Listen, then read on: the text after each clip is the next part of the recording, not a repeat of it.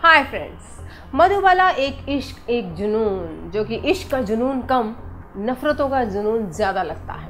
और ये जुनून अब आग भड़काता हुआ किस हद तक पहुंचा है, आइए आपको बताते हैं। जैसे कि आपको मालूम है कि आरके ने घर पे पार्टी थ्रो की थी, ये सबको डिक्लेयर करने के लिए कि मधुबाला उसकी ऑफिशियल वाइफ है। और पार्टी में उसने बहुत क्लोज डांस भी किया था मधुबाला के साथ। और यही नहीं, उसने उसे ह्यूमिलेट भी किया था और इसके साथ था उसने उसे किस करने की जुर्रत भी की थी, मगर किस करते करते वो रुक गया था।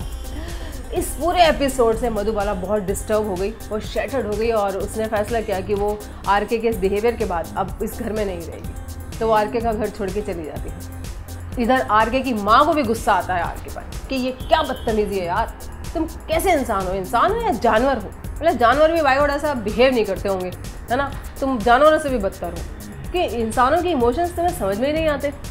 खैर, आरके को शायद ये कुछ डोज ज़्यादा मिल जाता है और वो थोड़ा बैड फील करता है।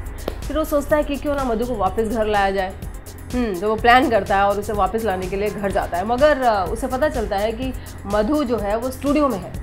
अब वो किसी तरह स्टूडियो पहुंचता है, लेकिन माय डियर फ्रेंड्स, कहानी में आ जाता है ट्विस्ट और दोनों के दोनों स्टूडियो में जाते हैं अटक, क्योंकि बाहर हो जाता है मौसम ख़राब और भारी बारिश के चलते दोनों स्टूडियो से बाहर ही नहीं आ पाते।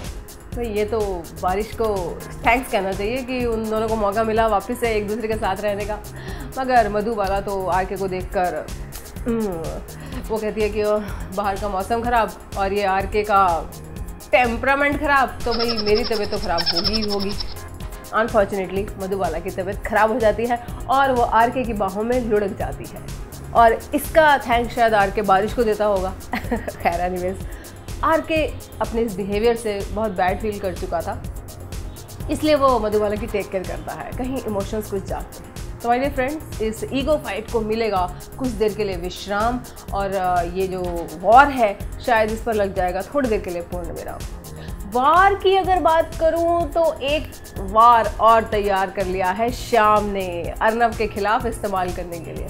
इधर घर पे जोरों शोरों से तैयारियां चालू हैं शादी की, अब हल्दी की रस्में भी जारी हैं और इनके बीच में अर्नव और खुशी की रोमांटिक मूवमेंट्स भी जारी है, जिसका मज़ा तो आप बाय गॉड लेते ही है। तो अब इस सब के बीच में आपको ये भी मालूम है कि गरिमा और दादी के बीच में काफ़ी लंबे समय से छुपा छुपी का खेल चालू है। तो यही खेल अभी बरकरार है। तब शाम की नज़रों में ये बात आ जाती है कि ये गरिमा दादी से छिपती क्यों फिर रही है, कुछ तो गड़बड़ है। ये पता लगाने के लिए वो पहुंच जाता है खुशी के घर और जाकर खुशी के घर के इस तरह से तलाशी लेता है जैसे कोई जासूस हो।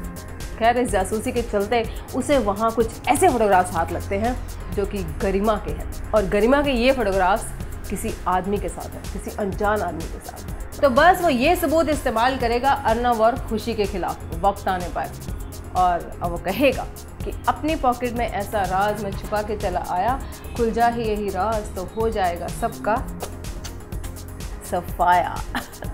माय डियर फ्रेंड्स, तैयार रहिए ये महा एपिसोड देखने के लिए और मेरे सवालों का जवाब दो ना। भाई मधुबाला और इस प्यार को क्या नाम दूं मैं? आजकल ये जो इश्क का जुनून चल रहा है या फिर इसे कहें नफ़रतों का जुनून चल रहा है, ये आखिर है क्या? आपकी नज़र में क्या है? ये प्यार का जुनून है या नफ़रतों का? चैनल सब्सक्राइब कीजिए, like this video and leave your comment and don't forget to watch Ruby answered, क्योंकि कोई भी खबर right, take care, see you.